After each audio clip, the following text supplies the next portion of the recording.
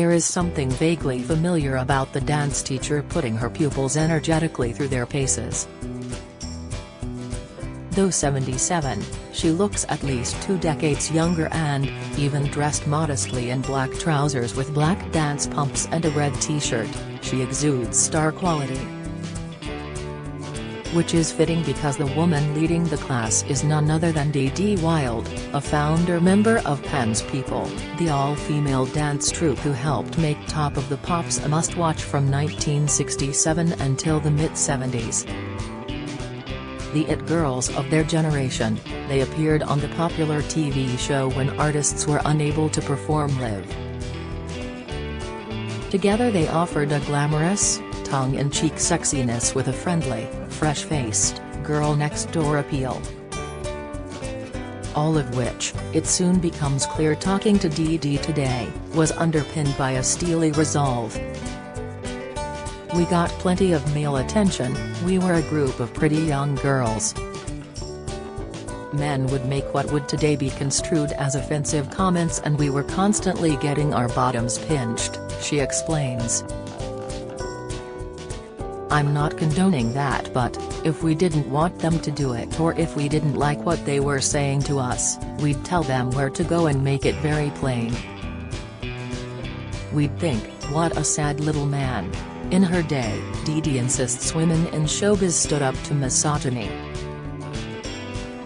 Carol McGiffin speaks out on shoplifting spree and being taken home by police. We were stronger, I feel, than young women seem today, she continues. There are times when I think today's young women are demeaning themselves and making themselves appear weak by being so offended by men and complaining about everything all the time. It makes women look like victims. I have never felt anything but a confident, emancipated woman and am very, very happy in men's company. I am, and have always felt myself to be, any man's equal. Dee does acknowledge, however, that Pan's People were objects of lust on Thursday nights when Toot was broadcast across the nation. Of course we were, and there was nothing wrong with that, she laughs. We were sexy but in quite an innocent way. We had different looks and personalities but came together as a whole.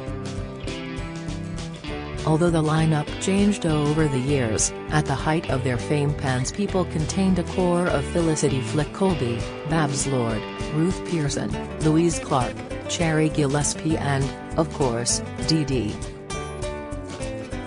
With Felicity as choreographer and troupe leader, Dee describes the others. There was me, bubbly Miss Personality - always dressed in red, Bardot-like blonde bombshell Babs in blue, exotic and sultry Ruthie in yellow, a color she hated, by the way, sexy Louise in green and sweet Cherry in purple.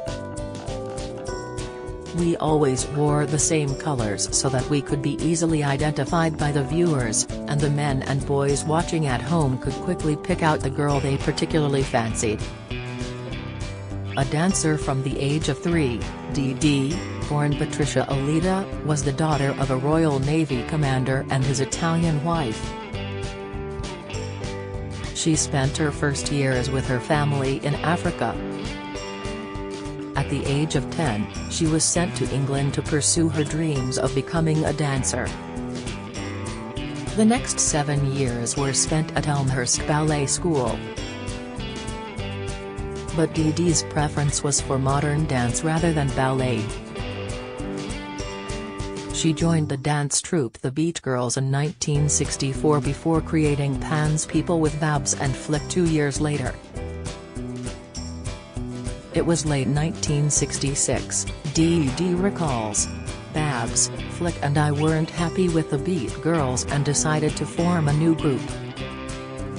The 3 of us sat in the Soho flat of the lady who made our costumes, trying to come up with a name. Don't miss. Dawn French's painful years after recreating Puddle Scene left her in agony. Latest, Sharon Osbourne admits Sanger's gone over talk exit but hits out at CBS staff. Discover, Jeremy Clarkson sends message to Amanda Owen after Ramonseat closure. Insight, after a few bottles of wine, we rejected Dionysus Starlings in favor of Pan's people, Pan being the Roman god of dance.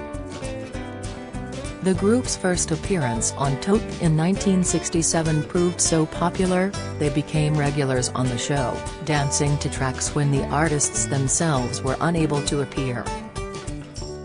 Over the next 5 years, the lineup changed a few times. Then, in 1972, Flick became choreographer and stopped dancing. Cherry joined and we had the quintet that became iconic, Dee Dee remembers. It was the glam rock era and we wore some incredible outfits. Recording Live, there were occasional mishaps. On one occasion, the baubles hanging from their costumes ended up flying all over the studio. Another time, while dancing to Gilbert O'Sullivan's Get Down, they shared the stage with several dogs, one of which decided to wander off in the middle of filming. Top of the Pops was great fun but actually very hard work, Dee Dee remembers. Flick was a perfectionist and had a very set idea of what she wanted. We would sometimes have a moan about that. She must have been under so much pressure, though. We wouldn't know how the charts were looking until the day before we recorded the show. This meant that, on occasion, we'd have to scrap the dance we'd been rehearsing for 3 days and start all over again, knowing that it had to all come together in 24 hours. This is why sometimes we would make little mistakes. We'd only had a few hours to rehearse. We had a wonderful time, though. We were the most famous group of girls in the country, and I have the most amazing memories. Inevitably, they got to hang out with the pop stars of that period. We Pan's girls met just about everyone, Dee Dee recalls. Brian Ferry asked me out but I thought he was a bit arrogant. Jimi Hendrix kissed my hand. Rod Stewart was very sweet. He used to come round to my mum's house in a big limo and the neighbors' curtains would twitch frantically as Rod leapt out with his famous big hair, wearing a catsuit. When Dee Dee had to spend a short time in hospital, she remembers Rod visiting with grapes and holding her hand. She also appeared with Ringo Starr as he sang Yellow Submarine on Top of the Pops.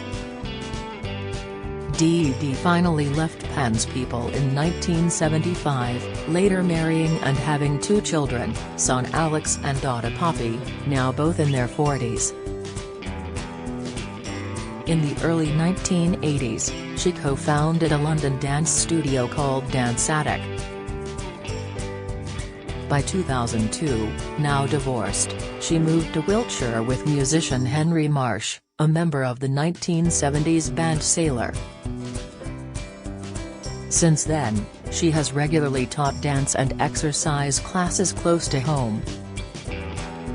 Now 77 years old and grandmother to 3 young boys, she still possesses her trim figure and seemingly boundless energy.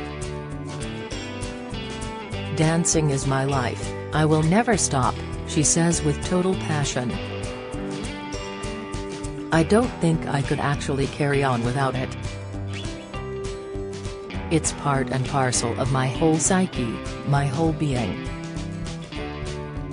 I love taking my classes and my ladies love it, too, although I suspect, like me, they prefer the dance section at the end to the exercise bit at the beginning. I do feel much more uplifted after doing a class and generally more positive about life.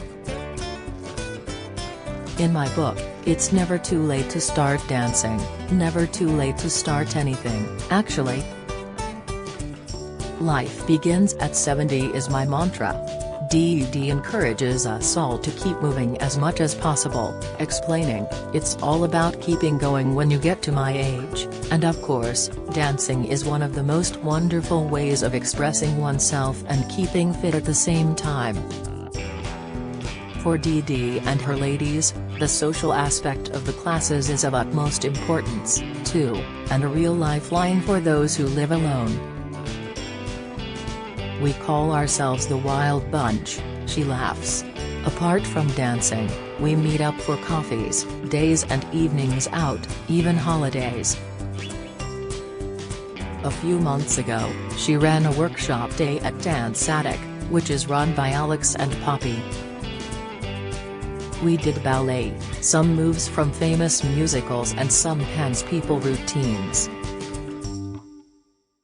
It was a great success, made extra special when Strictly Come Dancing stars Pasha Kovalev and Graziano De Prima, who had been rehearsing in the studio next door, came by to say hello." Dee also just loves to write.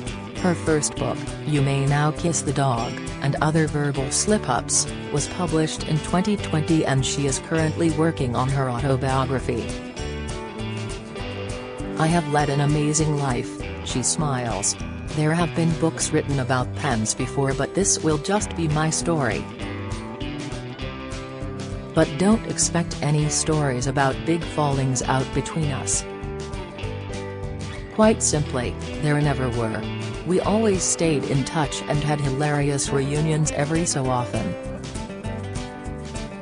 Sadly, Babs, Cherry and Dee are the only members left from the most famous Dance People lineup.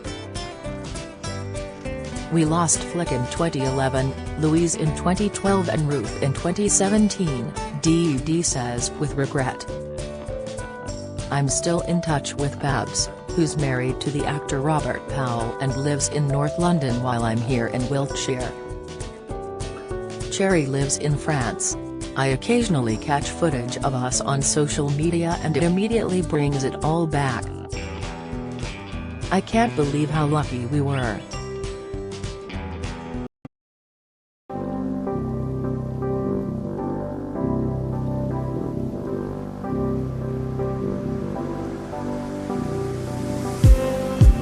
Just need